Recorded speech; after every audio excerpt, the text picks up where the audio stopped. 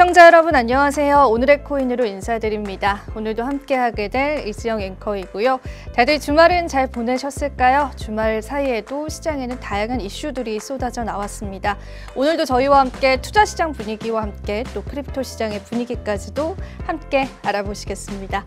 자, 간밤 마감된 뉴욕 증시부터 살펴보실 텐데요. 뉴욕 증시는 일제히 하락 마감한 모습이었습니다. 이번 주는 FOMC 회의를 앞두고 있습니다. 그에 관한 관망세가 조금 짙어진 것으로 보이고요.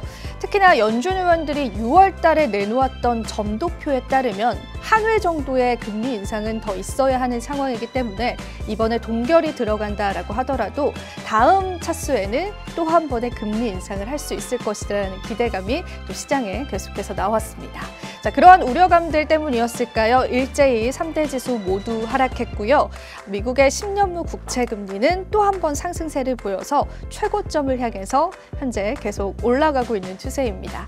자, 달러 같은 경우에는 그래도 소폭의 조정세를 보여주긴 했지만 105달러 선으로 그래도 좋지 않은 수준에 머물러 있고요. 골드는 이제 달러 약세에 관한 영향을 받으면서 소폭 상승한 채로 마감됐습니다. 암호화폐시세는 이러한 시세 흐름들을 잘 지켜주고 있었을까요? 비트코인 시세부터 한번 살펴보겠습니다. 비트코인 시세입니다. 26,400달러 선으로 지난주와 대비해서도 크게 변동성 없었고요. 주말 대비해서도 큰 변동성은 포착되지 않았습니다. 이더리움 시세도 살펴보실 텐데요. 이더리움은 소폭 조정을 받았습니다. 1,600달러 선에서 현재는 거래되는 모습입니다. 알트코인 분위기 좀 살펴볼 텐데요. 리플이 현재 구간에서 마이너스 0.7%의 하락률을 겪고 있습니다. 0.49%에서 현재는 거래되고 있고요. 카르다노 에이다 역시도 하락하고 있는 모습 포착되고 있습니다. 솔라나도 소폭의 하락세 겪으면서 18달러 선에서 거래되고 있습니다. 자, 주요 알트코인들의 하락세가 현재 구간에서는 살짝 두드러지는 모습이기 때문에 관련한 시세들은 계속해서 좀 지켜보시는 게 좋을 것 같습니다. 자, 이어서 오늘의 이슈도 살펴보셔야겠죠. 오늘 저희가 준비한 첫 번째 이슈부터 한번 살펴보시죠. 자, 바이낸스 US에 관한 위기설은 계속해서 나오고 있습니다. 그 근거들을 하나하나 언급을 해드릴 텐데요. 더블록에서 관련한 내용을 전했습니다. 지난주에 있었던 크립토 악재다라고 표현을 했는데, 자, 바이낸스 미국이 요동치고 있다라는 표현을 했습니다. 일단 바이낸스 US 같은 경우에는 직원 수를 3분의 1로 줄였다라고 하고요. 창펑자오 같은 경우에는 본인의 지분을 매각하면서 바이낸스 US를 이끌어 가야 할 만한 상황에 처했다고도 표현하기도 했습니다. 그리고 최근에는 굉장히 또 주요한 책임자들의 사임도 있었습니다. 그러한 사임들 그리고 바이낸스 US의 CEO 자체가 어느 정도 물러난 모습들이 계속 포착이 되면서 바이낸스 US의 존폐 여부에 관해서 현재 시장에서 뜨거운 관심사로 떠오르고 있습니다. 자, 그렇다면 바이낸스 US의 점유율은 어떻게 돼가고 있을까요? 올해 4월 달만 하더라도 22%에 달했었는데 현재 구간에서는 단 0.8%에 불과하다라고 합니다. 1%가 못 미치는 수준이 계속 유지되고 있다라고 하고요.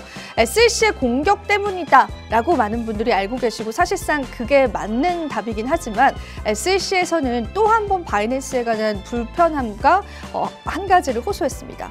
그 불편함 중에 하나는 굉장히 이러한 소송에 협조적이지 않다라고 지적을 한 건데요. 바이낸스 US가 법원에 제출한 문서들이 굉장히 제한적이고 모두 다 오픈되어 있지 않다라는 이야기를 하면서 SEC는 바이낸스 US를 계속해서 공격하고 있는 모습이 포착되기도 했습니다. 자, 바이낸스 US가 물러난다라는 것 자체가 바이낸스 자체에 큰 영향력을 행사하진 않겠지만 앞으로의 시장 규모가 축소되어 갈 수 있다라는 부분들은 창펑자오 역시도 고민이 많을 수밖에 없는 시기인 것 같습니다. 자, 그래서 관련한 내용들은 계속 살펴보면 좋을 것 같고요. 계속 팔로우 해드리도록 하겠습니다. 자, 이어서 두 번째 이슈 바로 한번 살펴보시죠. 자, 오늘 두 번째 이슈입니다. 자, 블룸버그 통신에서 한 가지 흥미로운 이야기를 전했는데요. 월가의 큰 손들이 GBTC에 베팅을 해서 굉장히 큰 수익률을 창출했다라는 겁니다. 자, 얼마 전에 SEC와의 소송 중에서 법원은 그레이스케일을 손을 들어줬습니다. 그에 따라서 그레이스케일의 마이너스 프리미엄이 굉장히 축소가 됐습니다. 자, 이 차트를 블룸버그에서 직접 제시하기도 했습니다.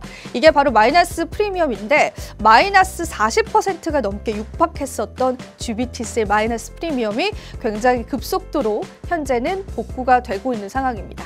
캐시우드야 뭐 당연히 이 GBTC에 투자했다라는 걸 많은 분들이 알고 계실 텐데 캐시우드 외에도 월가의 큰 손들이 일제히 GBTC에 투자했다라는 게 지금 밝혀졌습니다.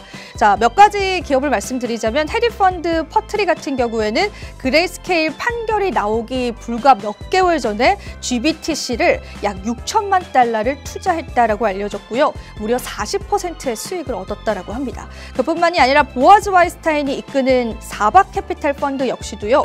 GBTC를 굉장히 크게 매입을 했고 할인율이 약 38%였을 때 접근을 해서 27%로 줄어들었을 때 일부 물량을 매각했고 또 일부 물량은 아직까지 보유하고 있다라고 이야기했습니다. 물론 GBTC는 개인 투자자들이 살 수 없는 그러한 펀드 상품 중에 하나이기 때문에 이러한 월가 큰 손들이 당연히 접근하기는 쉬울 수 있겠지만 코인을 통해서 이러한 시기에 또 다른 베팅을 통해서 이익을 창출했다는 게 사실 조금은 놀라운 사실인 것 같습니다. 관련한 내용들 계속 팔로우 해보겠습니다.